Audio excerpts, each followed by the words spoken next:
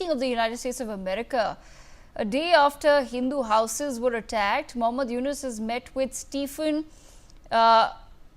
Sheikh, chair of the United States Commission on International Religious Freedom at the Dhaka State Guest House. In the meeting, Yunus is accused South Asian media of what he calls orchestrating a deliberate campaign to tarnish the image of Bangladesh on the attacks against minorities. Yunus has invited several journalists to investigate the reality on the ground. Ambassador Sikri, why exactly are people abroad or the foreign media wanting to believe what Mohammad Yunus is saying versus there actually being some sort of an investigation on the ground? Yes, he's been inviting many journalists, and in our own conversations with leaders of political leaders of Bangladesh, they've outrightly denied any attack against any Hindu in Bangladesh. But on what basis, or who are they trying to really convince with these lies and this narrative? Was brought in by the deep state of the Biden administration. I think if we are willing to believe that fact, then that explains everything that follows.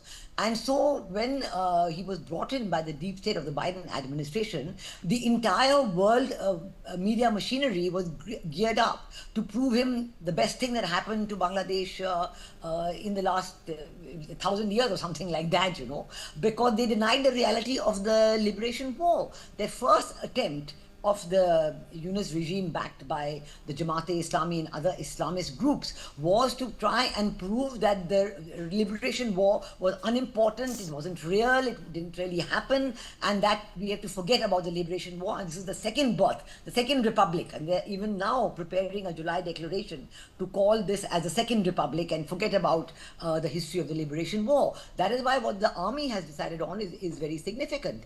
And I think that while Yunus may have tried to deny the reality of the attacks on the Hindus, the killings, the lynchings, the expropriation of property, the destruction of businesses.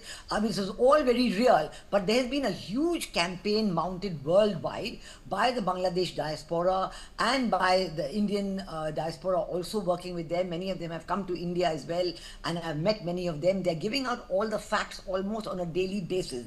And so Mohammad Yunus's claim that nothing has happened to the Hindus has fallen flat. And there have been even UN investigations to show, yes, there were attacks. And that the investigations, when they were called, were limited to say from 5th August to 22nd August. And they have proved that immediately after Sheikh Hasina left Dhaka, the first target were the Hindus. And their homes were attacked, they were killed, there were there were rapes and killings and lynchings. All this has been proved. So it's not that Mohammad Yunus has been able to convince them, but of course, as a result, the whole effort now is to sweep everything under the carpet and to pretend as though nothing had happened, and all these accusations were not there. But I think we cannot give up on that. We have to hold the regime in Bangladesh, illegal as it is, to protecting the rights of the minorities. And we also know that this whole there's even talk of exchanging the Buddhist minorities in the Chittagong Hill Tracts, sending them to Arakan and, bringing the Rohingyas there.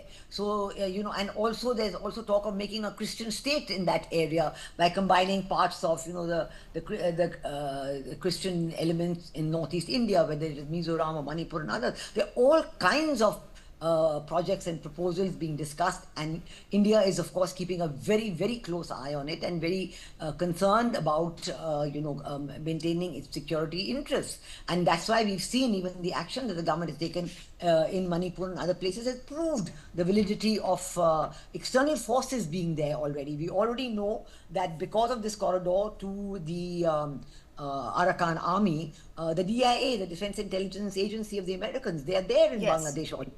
So these forces and counter forces are very much there, and the army of Bangladesh is trying to protect the sovereignty and suzerainty of Bangladesh over its own territory, because should such a corridor come into being, then Bangladesh's control over its border with Myanmar will go immediately. So that will affect the sovereignty of Bangladesh. And I think that the Arakan army, this is the army which has control over the border with Bangladesh and with many other spots along, the India-Myanmar land border as well.